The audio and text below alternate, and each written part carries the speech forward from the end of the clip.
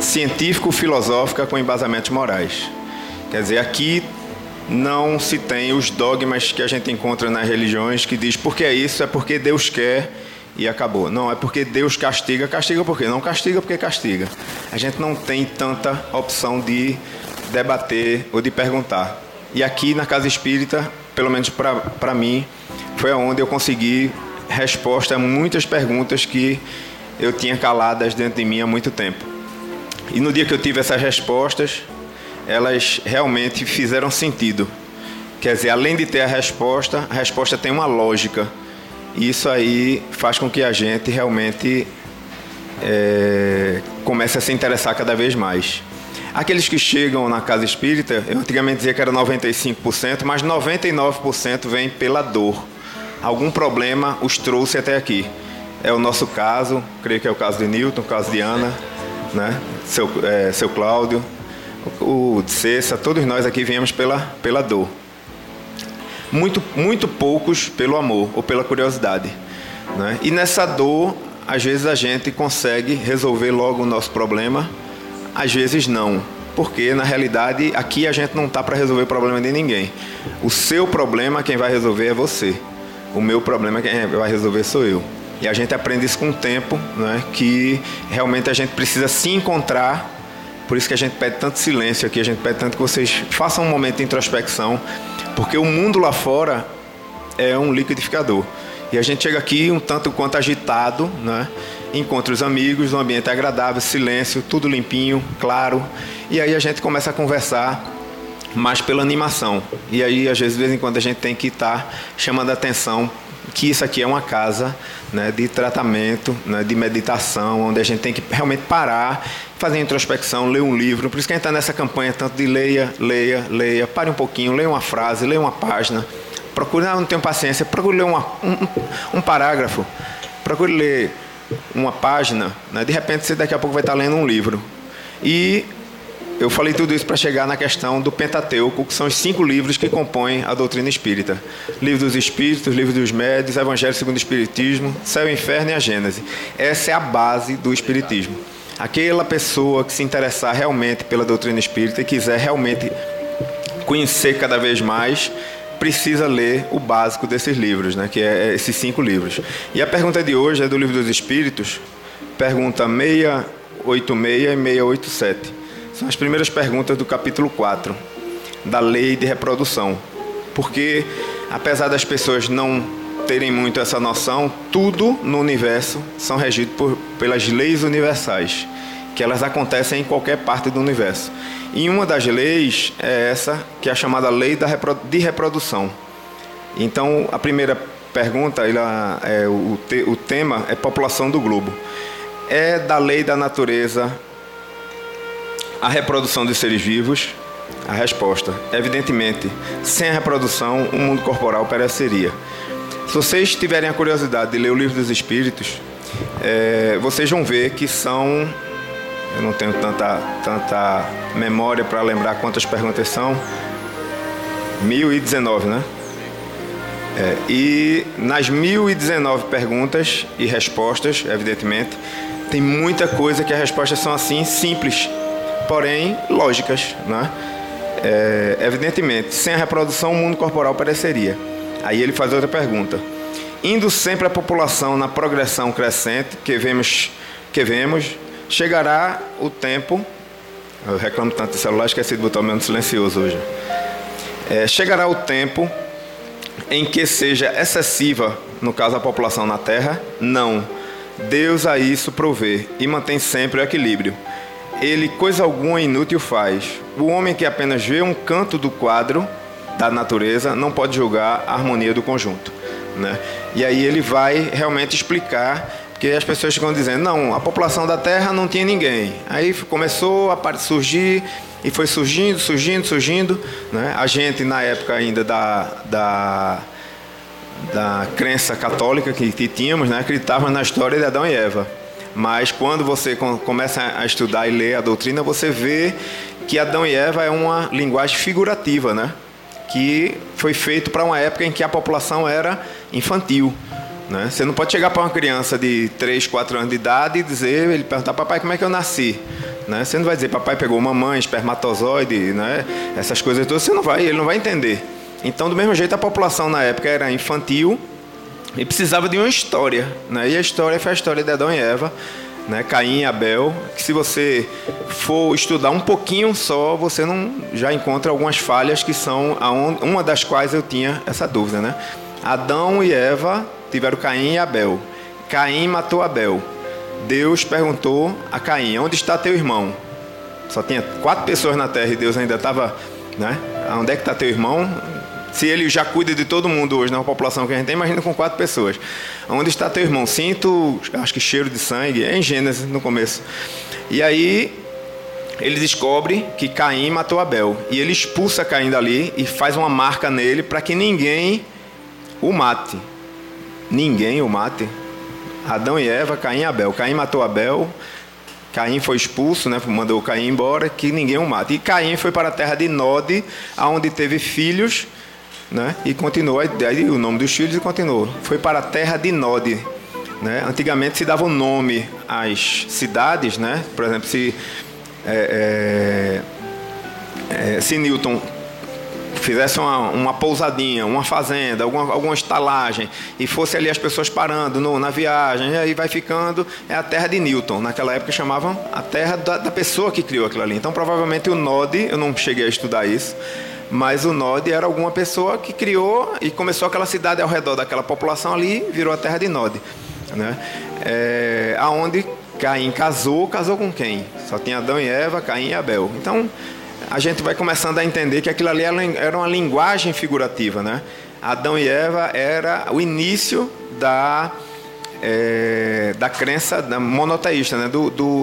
É o germe do que depois veio a ser Moisés e depois veio a ser Jesus, né? No aprendizado do Deus único, né? Para o início do Deus único, o início teria sido Adão e Eva, né? E aí vem toda a genealogia para poder depois chegar no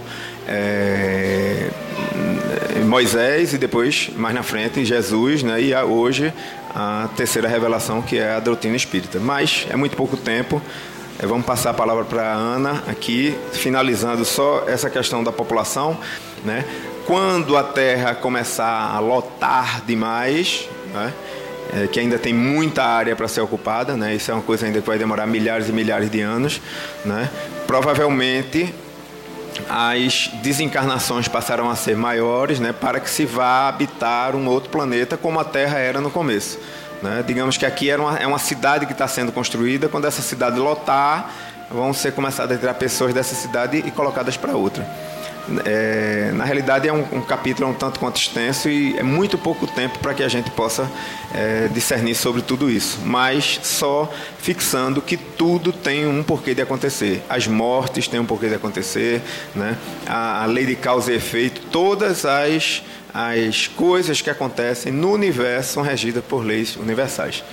Vamos parar por aqui em 10 minutos, né, para deixar bastante tempo para a nossa irmã Ana, né? E eu peço a vocês agora que fechem seus olhos, elevem seu pensamento a Deus, inteligência suprema, causa primária de todas as coisas, Jesus mestre amado, amigo e irmão todas as horas, espiritualidade amiga aqui presente. Te agradecemos mais uma oportunidade de aprendizado, te agradecemos mais uma oportunidade de reflexão que temos hoje aqui na Casa Espírita. Reflexão não só na palestra da nossa irmã, que vem a seguir, como também nos nossos atos, na nossa vida. O que eu tenho feito para realmente me professar um seguidor do Mestre Jesus. Que a paz do Divino Mestre habite sempre em nós, que levemos o amor desta casa em nossos corações, que distribuamos ele por onde quer que passemos, né, com um abraço, um sorriso, e que sejamos realmente os propagadores do amor do Mestre Jesus. Assim seja. Boa noite, seja bem-vinda. Bom, boa noite a todos. Boa noite. Minha gente, sinto muito. Que boa noite foi esse? Não, vou fazer feito fazer lá no centro. Minha gente, por favor, boa noite. Boa noite. Aí, foi bonito, não foi? Melhorou bastante. Aí a gente já solta, já se alegra, já se movimenta energeticamente. Eu trouxe, eu acho que ele escutou as minhas minha mente aqui, porque eu disse, meu Deus, o trabalho que foi feito no Data Show, desse assunto do orgulho, tem várias transparências. Eu vou olhando assim, acho que vou ter que tirar algumas, nem sei. Aí ele disse, não vou passar para Ana. Eu digo, opa, ganhei 5 minutos, então obrigado. Olha, a gente vai fazer assim, eu vou no início, só para vocês compreenderem, vou passar uma historiazinha, onde essa história vai ser questionada os porquês de algumas coisas. Então, após isso, eu vou definir orgulho dentro do dicionário, dentro do livro dos Espíritos, do Evangelho, e no livro dos Médiuns. Depois a gente vai ter alguma coisa sobre as explicações do que ele pode causar, e vai ter a fala de Jesus, e no final eu vou fazer uma pergunta a vocês, antes de encerrar, tá certo? Mostrando a conclusão final a respeito da comparação que vocês analisarem em função dessa história, tá bom? Então, tá aí já na tela. Vejam só, na Alemanha, no início do século XX, durante uma conferência com vários... Tem alguma coisa perturbando aqui, fique quieto. Durante uma conferência com vários universitários, um professor da Universidade de Berlim desafiou seus alunos com esta pergunta: Deus criou tudo que existe? Um aluno respondeu valentemente: sim, ele criou. Deus criou tudo? Perguntou novamente o professor. Sim, senhor, respondeu o jovem. Aí o professor respondeu: se Deus criou tudo, então Deus fez o mal? Pois o mal existe. E partindo do preceito de que nossas obras são reflexo de nós mesmos, então Deus é mau. Coitado desse professor, vocês vão ver por quê. O jovem ficou calado, esse que perguntou, né, diante de tal resposta, e o professor, feliz, se regozijava de ter provado mais uma vez que a fé era um mito. Outro estudante levantou a mão e disse: posso fazer uma pergunta, professor? Lógico, foi a resposta do professor. O jovem ficou de pé e perguntou: professor, o frio existe? Que pergunta é essa? Lógico que existe. Ou por acaso você nunca sentiu frio? Pensou que estava abafando. O rapaz respondeu: de fato, senhor, o frio não existe. Segundo as leis da física, o que consideramos frio, na realidade, é a ausência do calor. Todo corpo ou objeto é suscetível de estudo quando possui ou transmite energia. Olha aí o estudo do livro dos médiuns, de energia, de contatos. O calor é o que faz com que esse corpo tenha ou transmita energia. O zero absoluto é a ausência total e absoluta de calor. Todos os corpos ficam inertes, incapazes de reagir, mas o frio não existe. Nós criamos essa definição para descrever como nos sentimos se não temos calor. E existe a escuridão? Continuou o estudante. O professor respondeu: existe. Não entendeu nada da linha de raciocínio, né? O estudante respondeu: novamente comete um erro, senhor. A escuridão também não existe. A escuridão, na realidade, é a ausência da luz. A luz pode-se estudar, a escuridão não. Até existe o prisma de Nichols para decompor a luz branca nas várias cores de que está composta, com suas diferentes longitudes de onda. A escuridão não existe. Vocês sabem que a luz, dependendo da onda, é uma cor diferente. Um simples raio de luz atravessa as trevas e ilumina a superfície onde termina o raio de luz. Como pode saber quão escuro está um espaço determinado? Com base na quantidade de luz presente nesse espaço. Não é assim? Escuridão é uma definição que o homem desenvolveu para descrever o que acontece quando não há luz presente. Finalmente, o jovem perguntou ao professor: Senhor, o mal existe? O professor respondeu: claro que sim, lógico que existe. Como disse desde o começo, vemos estupros, crimes e violência no mundo todo. Essas coisas são do mal. E o estudante respondeu: o mal não existe, Senhor. Pelo menos não existe por si mesmo. O mal é simplesmente a ausência do bem. É o mesmo dos casos anteriores. O mal é uma definição que o homem criou para descrever a ausência de Deus. Deus não criou o mal. Não é como a fé ou como o amor, que existem como existem o calor e a luz. O mal é o resultado da humanidade não ter Deus presente em seus corações.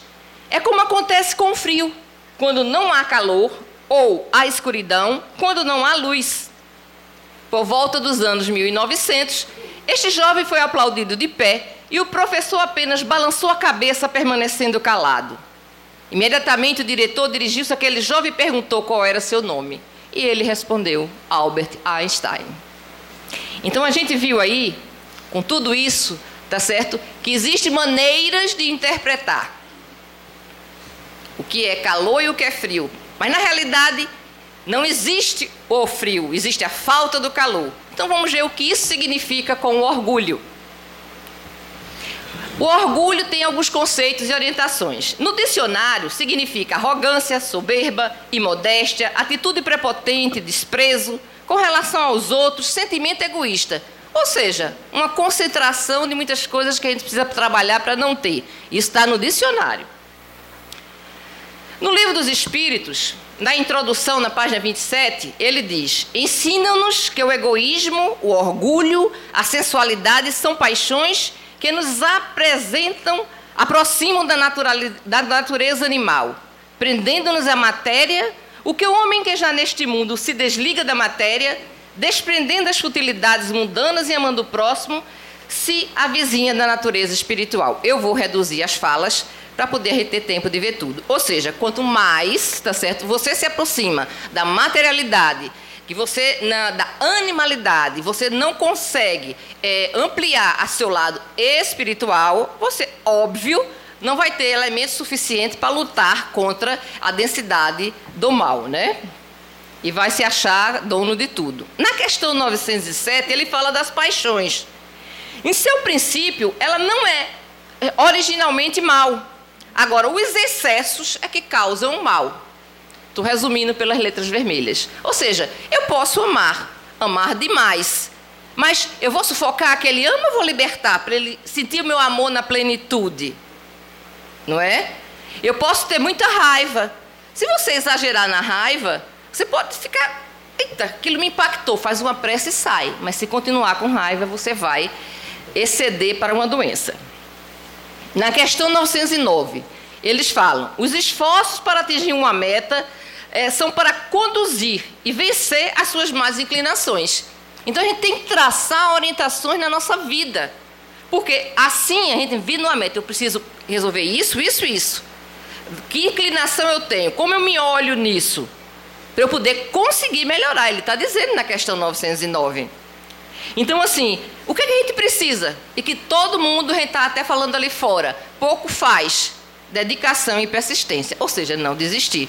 É não só falar que é espírita, é exercitar ser espírita. Porque eu já falo e repito sempre, tá? A gente, quando está aqui, todos nós que falamos aqui, normalmente somos os mais devedores e os mais comprometidos.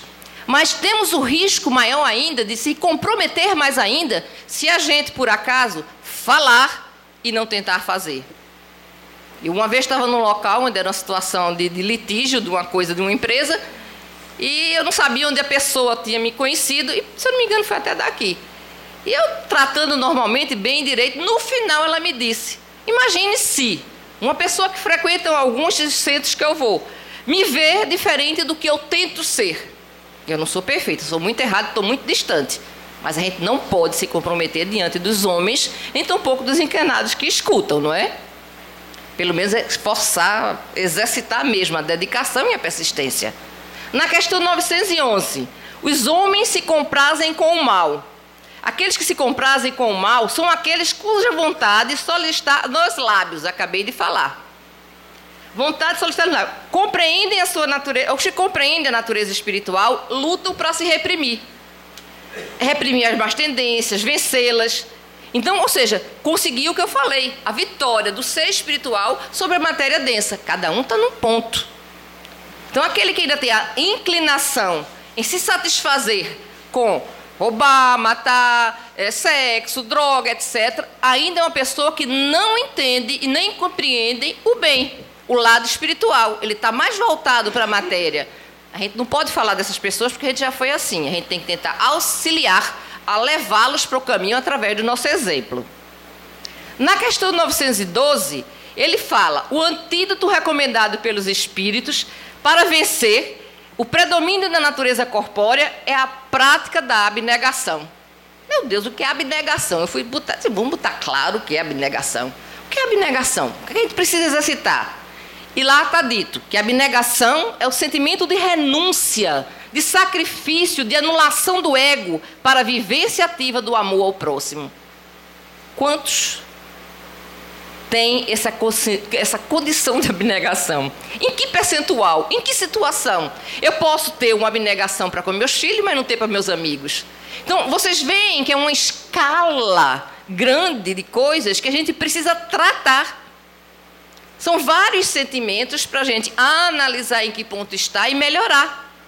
E para isso a gente vai usar o quê? A oração e a vigilância, que são os únicos capazes, através do estudo, através das palestras, através dos tratamentos, capazes de nos mostrar o caminho para continuar na senda da abnegação, ou seja, da reestruturação, da reforma íntima, do crescimento espiritual.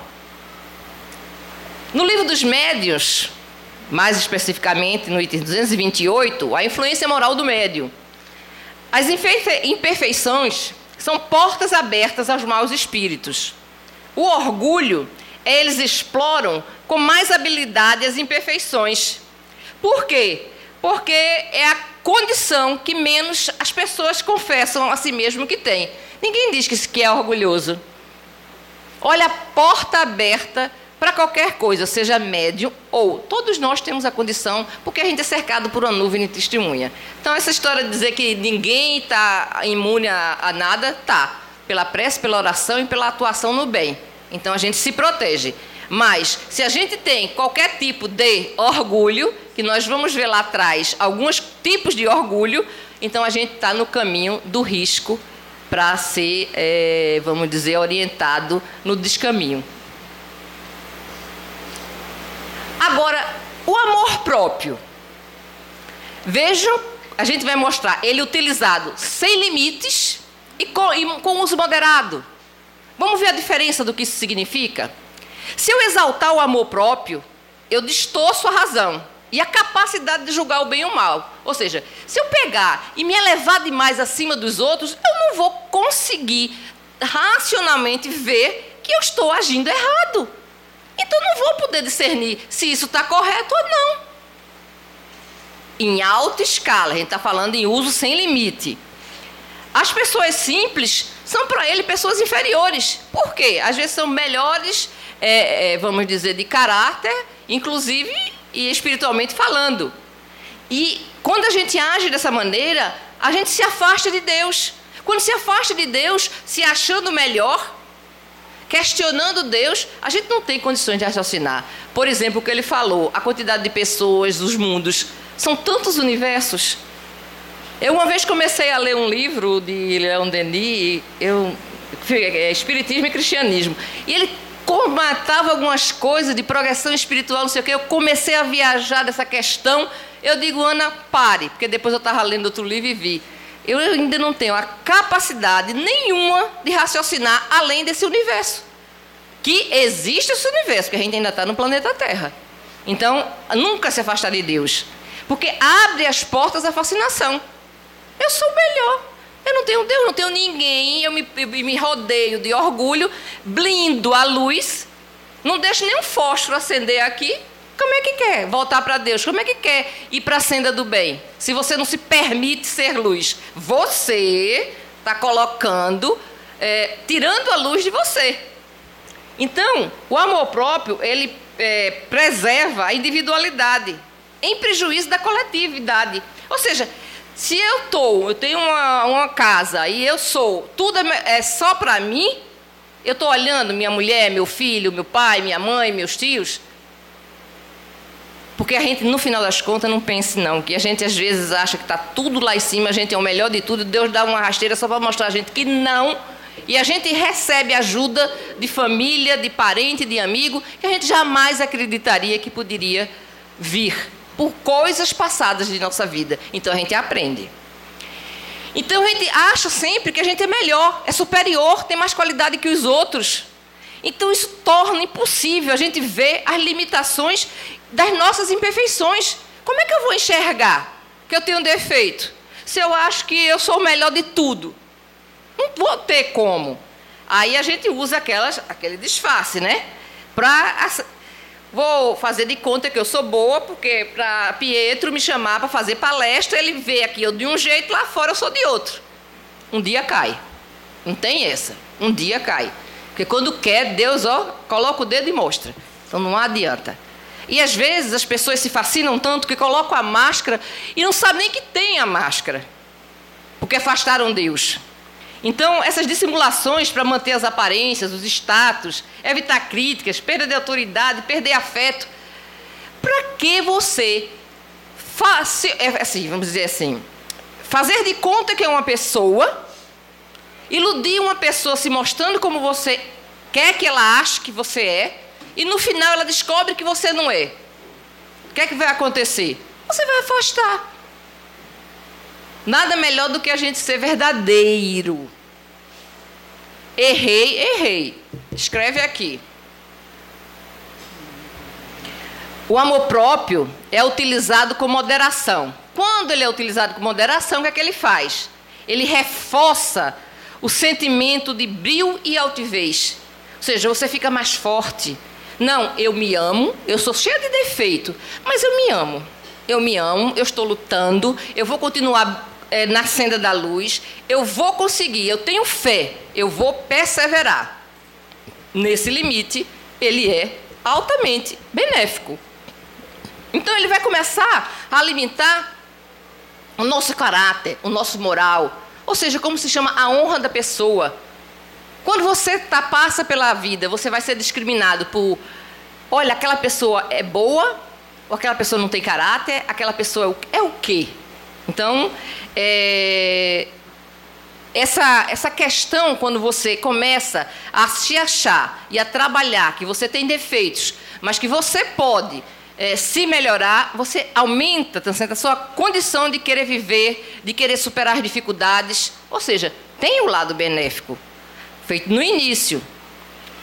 Agora, só que aqui a gente está tratando da mesma coisa, o amor próprio, mostrando os dois lados. Porque isso, o amor próprio é que exacerbado é que vai gerar os grandes casos de orgulho.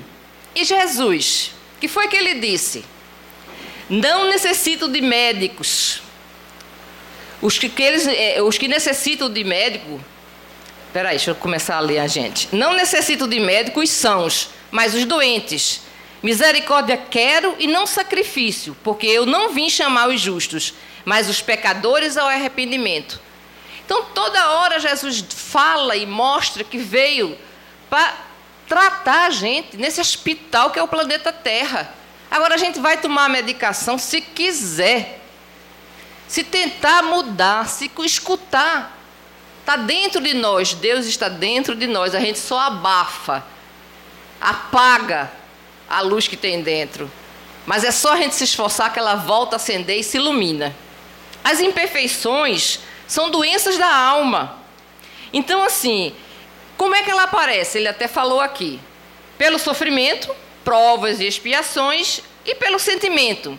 O desejo espiritual. Existe muita gente realmente que vem pela dor, mas que está a maioria das pessoas, como ele falou, assim, realmente a gente está num planeta muito atrasado e tem que trabalhar muitas coisas que a gente já viveu em outras encarnações e, para melhorar, precisa passar por provas e expiações. Foram energias que a gente desorganizou, foram situações que a gente criou em outra vida. Então, a gente precisa.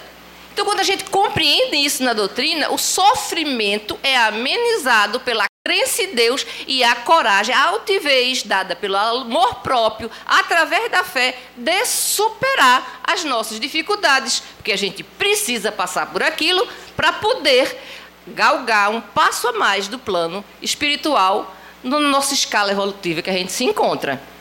E a gente pode também, mesmo passando por essas dificuldades, exercitar através do amor, tá certo? Esse crescimento. Porque a gente pode amar sofrendo ou não. Os que vieram pela curiosidade, como Pietro falou, que bom que vieram. Entenderam, procuraram, Deus levou a. Então, assim, é muito importante a gente parar um pouco, olhar para a gente, tá certo? E verificar o que nós somos. O que nós estamos fazendo com nós mesmos. Não é? Jesus ainda dirigia-se aos pobres e deserdados, cegos e humildes e de boa fé, não aos orgulhosos, que creem possuir toda a luz e não precisar de nada. Imagine uma pessoa densa, orgulhosa, prepotente, se achando que é o melhor. Aí você para. Antigamente, eu olhava assim, ficava com raiva, quando eu não tinha a cultura da doutrina espírita. Maria, que pessoa arrogante, que pessoa... Aí a gente vai estudando, a gente vai passando o tempo, a gente vai vendo que a gente tem que olhar para essas pessoas com caridade, porque a gente já compreendeu um pouquinho mais que elas. Então, quem sabe a oportunidade de ser colocado na nossa frente, tá certo? É a oportunidade de ajudá-la. Quem sabe a gente não deve algo a essa pessoa, ou que não deva. Então, é esse o exercício. Jesus, ele veio ensinar, ele só veio ensinar quem quer aprender. E tiver olhos de ver e deixar o orgulho de lado. Né? Vamos curar os doentes, todos nós, viu, minha gente? Primeiro, estou aqui, viu? Doente da alma, ainda em recuperação, com muita coisa ainda para fazer. Agora vamos ver, tá certo? Graças a Deus, por mais 5 minutos do meu amigo, vai dar tempo para mostrar todas as facetas do orgulho. Vocês já estão vendo 3 aí. Quem achava que era? O famoso melindre é o orgulho em forma de mágoa. Cultivemos a coragem de ser criticado quando diante de nossos equívocos e limitações. Quem aqui tem coragem de fazer isso? E não sentir esse sentimento? Eu tenho uma amiga que eu digo que é minha mentora encarnada espiritual, que eu digo a ela bem assim: olha, por favor, tu bota o pé na frente para eu cair e meter a cara no chão, por favor. Porque é melhor. Já teve épocas inicialmente onde ela sentia que eu ficava com raiva, mas não falava, porque eu a respeito, e muito. Depois eu passei a entender e agora eu peço. Antigamente eu continuava pedindo, mas hoje eu peço e peço sem ter mais o sentimento de estou fazendo besteira mesmo. Então isso é um treino. A gente, quando a pessoa está querendo mostrar a gente os erros, a gente, se quiser souber ouvir, pode ser que a gente cresça. Vamos exercitar não ter todos esses itens de orgulho aqui disfarçados, só os nomes. Pretensão é o orgulho nas aspirações. Aprendamos a nos contentar com alegria, trabalhar sem quaisquer expectativas pessoais exacerbadas. Deve o médium se ver apenas como instrumento da providência divina. Tanto na parte do médium, mas como a parte da nossa vida pessoal. O que é que a gente faz? A gente está no trabalho, vamos dar o nosso melhor. Inclusive agora que a dificuldade está tão grande, vamos todo mundo se unir, trabalhar para aquilo continuar indo em frente. Na nossa casa, com o nosso pai, com nossa mãe, com nossos filhos, com o nosso marido, vamos dar o nosso melhor. E vamos dizer assim, não achar. Quando você acha que está dando seu melhor nas coisas, é que é o problema, porque você acha que sabe. Então, você está incorrendo na presunção. O preconceito é o orgulho nas concepções e na forma de ver. Façamos análises imparciais e flexíveis, observando-as sem julgar, quando não as conhecemos. Então, assim, se a gente não conhece de uma matéria, se a gente não conhece de um assunto, nada melhor do que a gente escutar e ficar calado. Por quê? Porque a gente tem que ter uma plena concepção daquilo ali. E vejam só, mesmo você tendo a plena certeza que você está correto, existe muita gente que ainda não compreende certas coisas a certo nível.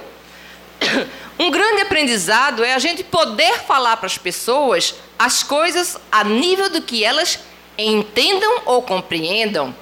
Por quê? Porque Jesus falava por parábolas. Não é verdade? Veja, ele já falou a respeito de algumas coisas criadas no Adão, Caim, Abel e Eva. Então eram parábolas, era para tentar dizer alguma coisa às pessoas que não tinham esse discernimento. Então, mesmo que você ache e que você está naquele ponto e compreende que aquela pessoa está indo no caminho errado, você tenta trazer sem forçar, demonstrando e mostrando. Porque aí você vai tentar ser exemplo e não, isso é assim porque eu sei que é assim. Não vai adiantar de nada, só vai afugentar. É uma outra maneira de orgulho. A indiferença é o orgulho na sensibilidade, gerando descaso. Adotemos aceitação e respeito em todas as ocasiões, êxitos e sucessos alheios, pois se falhamos é mais por ignorância. Então, quantas vezes, tá certo? Tem pessoas carentes de um bom dia, de você passar, você olhar assim e ver que aquela pessoa chegou mais triste, ou ela está chateada, ou ela está com raiva. A gente tem que aprender a elevar o nosso nível de sensibilidade para perceber essas necessidades do nosso próximo e poder melhor ajudá-los. Se a gente faz esse exercício, a gente não incorre na indiferença. Se a gente não está nem aí, a gente está sendo indiferente para nosso próximo que sofre. Agora, o desprezo é o orgulho no entendimento, no apreço e na estima. Nós não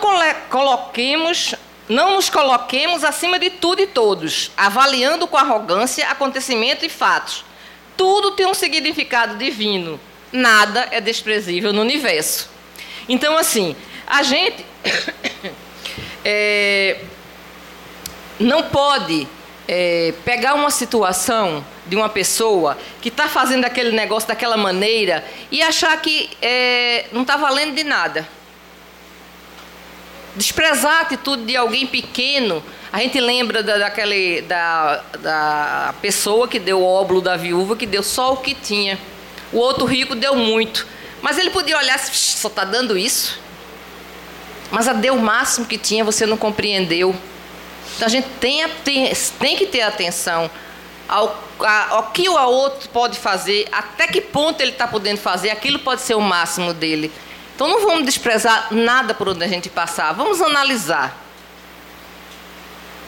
Personalismo é o orgulho centrado no eu, ou seja, só existe eu.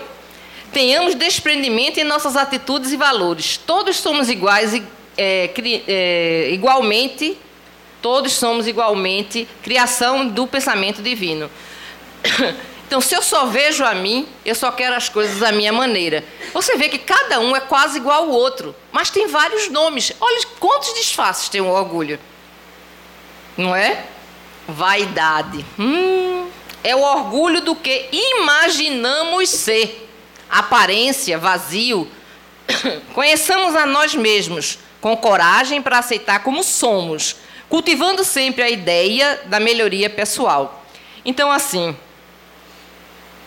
a aparência, na realidade, é bonito ter uma pessoa bonita do nosso lado, mas ter uma pessoa bonita interiormente tem um valor muito maior.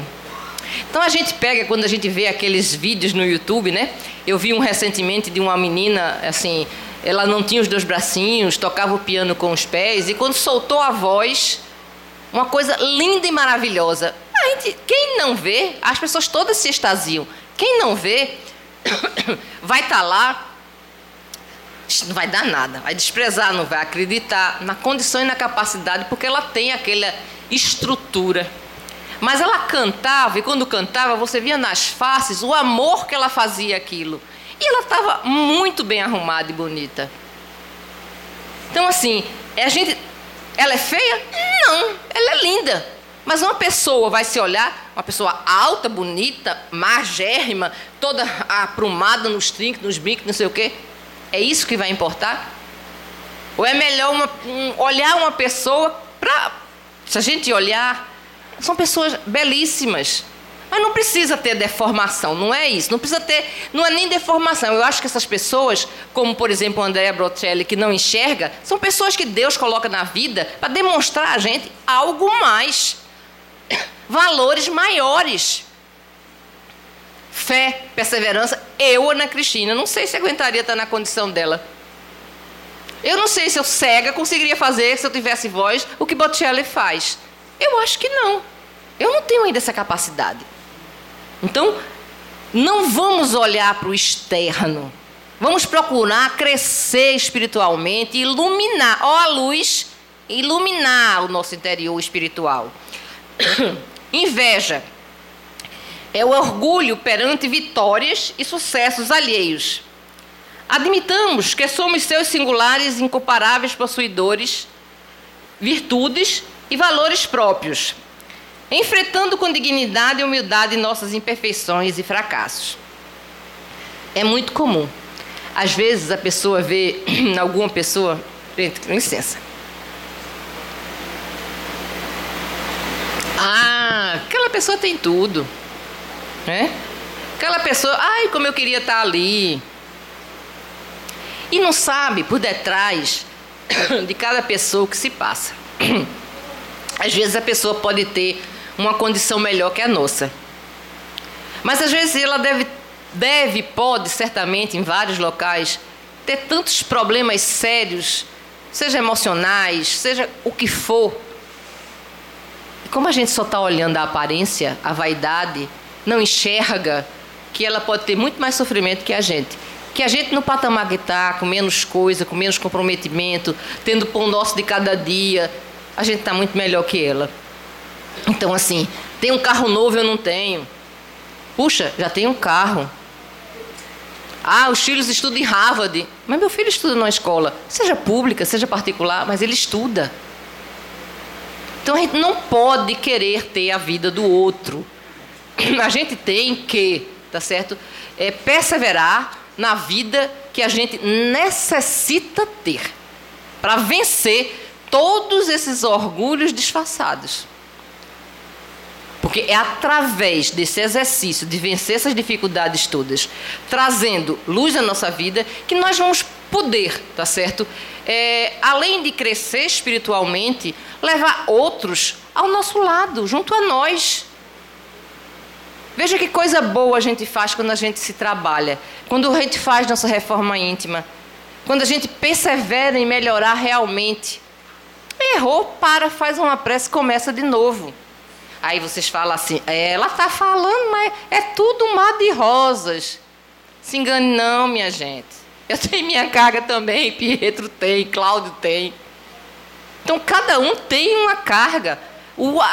Lembra o que a gente falou antes aqui? O importante é a gente olhar o que a gente está passando, tá certo?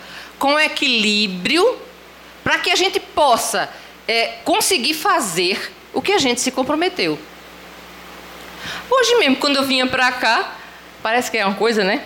Quando eu vinha para cá, pensa no problema que caiu na minha cabeça, assim, eu digo, meu Deus. Aí eu me lembrei da minha amiga. Você não pode fraquejar. Então eu digo, eu abri brecha, vou nada. Fiz uma oração, levantei a cara, vamos embora. Mas a isso a gente aprende a fazer. Não é de uma hora para outra. Daqui a umas 100 mil encarnações, eu estava falando com o Cláudio Genérico, né, Cláudio Genérico? E a gente estava falando com ele e estava dizendo a ele... Foi você que disse. Então, estava dizendo a ele que, tá certo? Acho que uns 100 mil reencarnações, talvez eu chegue no pé de Chico. Bote força.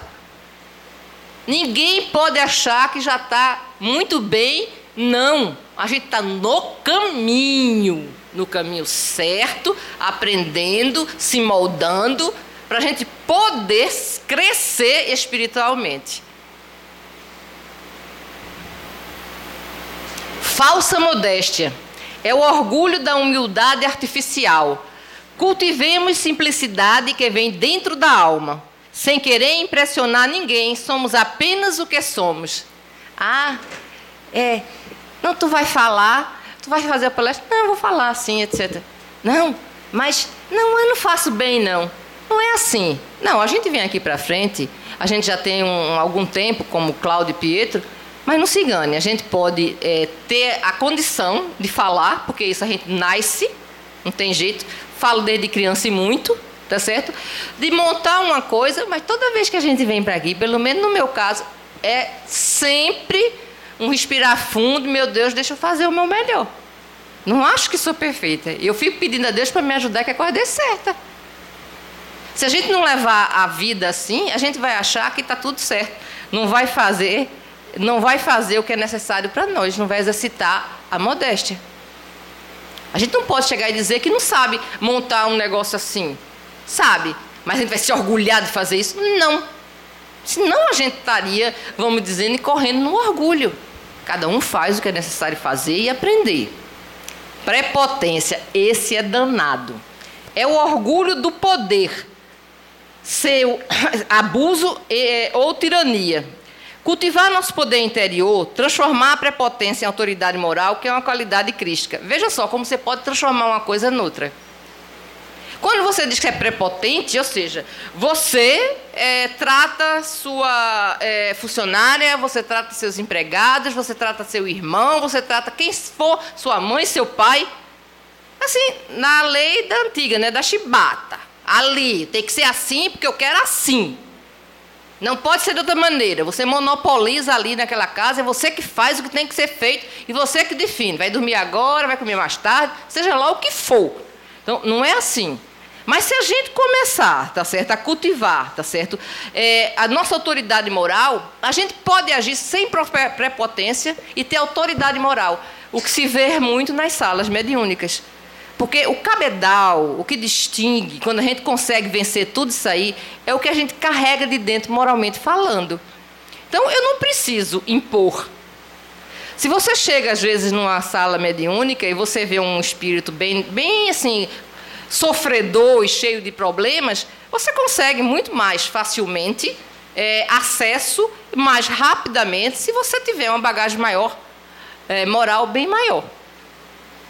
Então, você impõe a sua autoridade moral, não por prepotência, mas porque você trabalhou, você cultivou o bem, você cultivou a moral, você cultivou o amor. Então, você pode fazer através da naturalidade, da fala doce e meiga. Veja como é diferente. É uma condição crística. Não é prepotência. É com amor você usar a autoridade moral para trazer aquela pessoa e tirar ela da dor. Veja que diferença. E a gente faz assim, minha gente. A dissimulação é o orgulho nas aparências, o eu idealizado.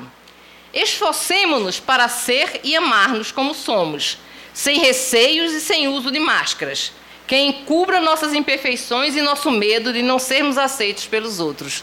Volta mais uma vez, você vira que lá atrás teve um a outro que queria dizer quase a mesma coisa. Mas você vê quantas palavras são usadas e que, vamos dizer, mascaram que aquilo ali significa orgulho. São quase todas a mesma interpretação, com algumas nuances. Você fixa aquela palavra com o sentimento, mas todas levam, tá certo, ao mesmo caminho. As leis morais. A gente viu uma porção de coisas, de palavras que são orgulho disfarçado. Não foi isso? Deu para aprender alguns, não foi? Qualquer coisa ele vai deixar aí, vocês pegam depois. Então, nas leis morais, na questão 919, ele diz: o meio prático mais eficaz de melhorar é resistir à atração do mal. E com isso, tá? Ele fala de um sábio da antiguidade: conhece-te a ti mesmo. Todo mundo conhece essa frase.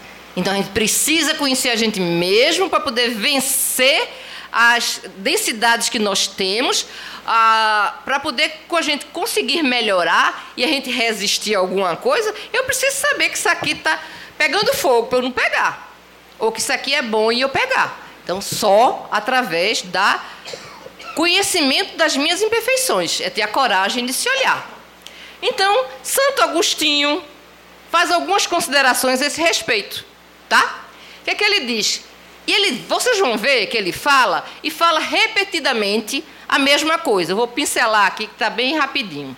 Ele pede diariamente para a gente interrogar a própria consciência, passando revista nos atos cotidianos. Ou seja, todo dia de noite, o que foi que eu fiz hoje? Fez certo, fez errado?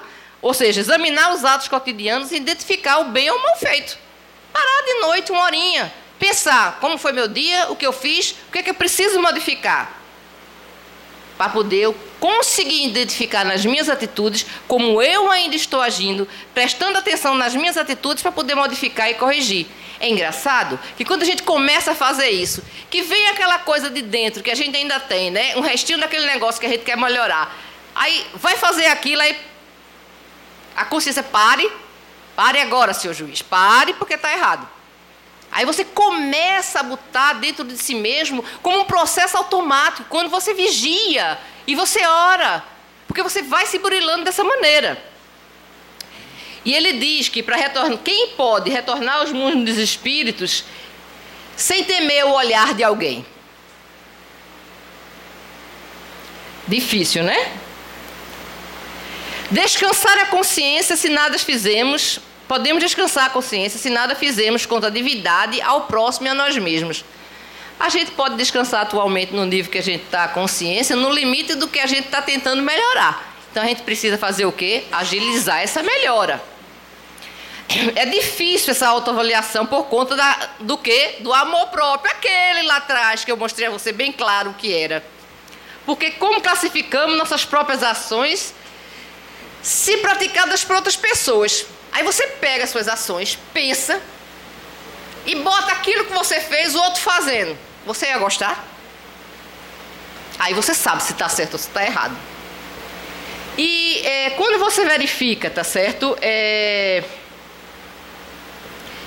Verificar, ele diz para verificar o que os outros pensam sobre nossos atos. É o que eu ia falar, mas não tinha visto a palavra. A gente devia agradecer as pessoas que dizem ser nossos inimigos. Porque essas que dizem ser nossos inimigos, na realidade, são muito mais que amigos. Porque normalmente estão dizendo a verdade. Podem aumentar, mas a gente analisar tem um fundo que a gente vai ver que é aquilo que a gente precisa melhorar. Então, escuta. Preste atenção. Precisa ficar feliz porque escutou aquilo. Mas passa, não vai sentir sentimento de culpa, olha e diz, não, eu tenho um pouco disso mesmo, é melhor eu mudar. Vai se capacitando. A gente precisa ter um desejo sério de melhorar-se, para extinguir os maus pendentes, né? Se puder dizer que o seu dia foi bom, poderá dormir em paz e guardar sem receio de despertar noutra vida. O autoexame da consciência, questões nítidas e precisas acerca de nossos próprios atos. Então, a minha pergunta para vocês, e eu quero escutar, viu? Tem que fazer o exame da consciência, etc., como o anterior. Mas eu quero saber de vocês, de tudo que foi falado, e do exemplo que foi dado no início, se o orgulho existe. Estou esperando, ainda só tenho 4 minutos agora, não é, Pedro?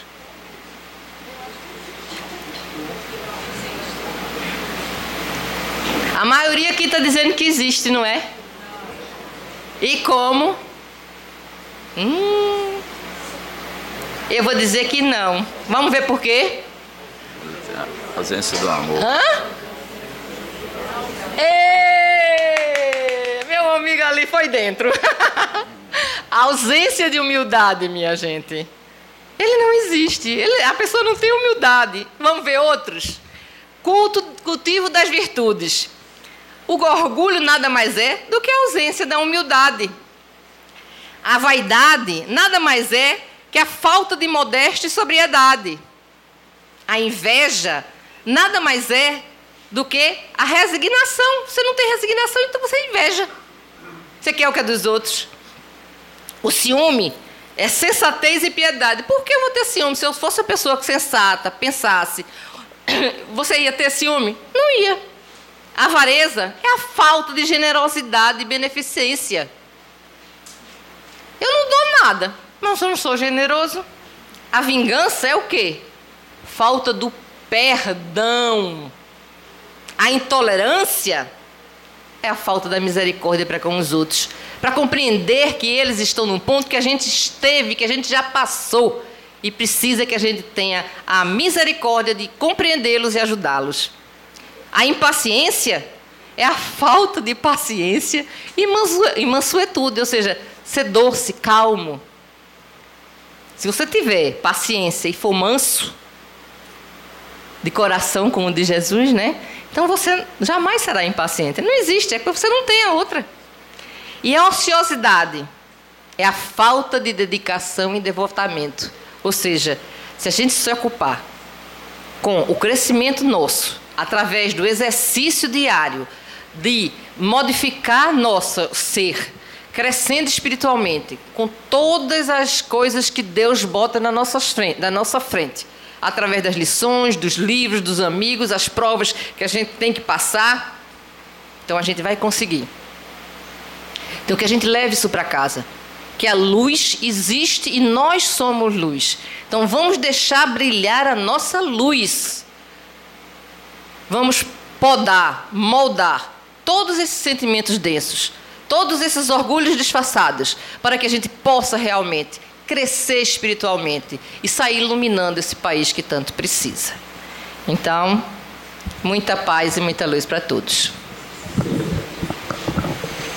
Agradecemos nossa irmã Ana Cavalcante, mais uma vez aqui nos trazendo momentos de reflexão. Passamos a palavra ao nosso irmão Newton para que ele possa proferir a prece de encerramento. Senhor Jesus, amado Mestre, querido Deus, nosso Pai, de suprema bondade. Obrigado, Senhor, por esta oportunidade de aqui estarmos tentando, Mestre, aprender um pouco de vossos ensinamentos. Que saibamos ter humildade dentro de nós para enxergarmos os nossos defeitos e não os do nosso próximo.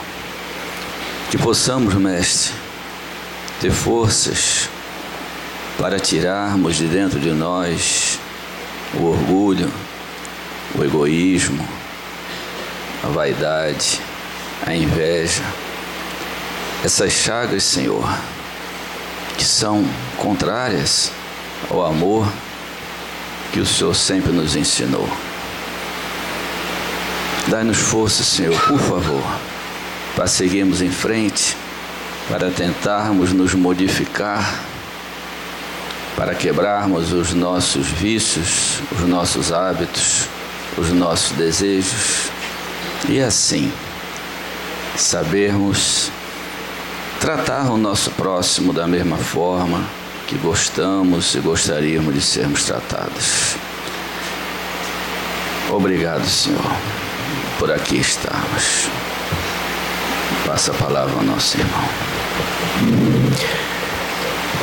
Em nome de Deus, em nome do nosso Senhor Jesus Cristo, em nome da espiritualidade amiga aqui presente, damos por encerrada a primeira parte, materialmente falando dos trabalhos de hoje, desejando a todos muita paz, muito amor e muita prosperidade espiritual. Assim seja. Pedimos a todos que continuem nessa harmonia, né, nesse silêncio, para que a gente possa fazer a parte do passe e da desobsessão. Muito obrigado a todos.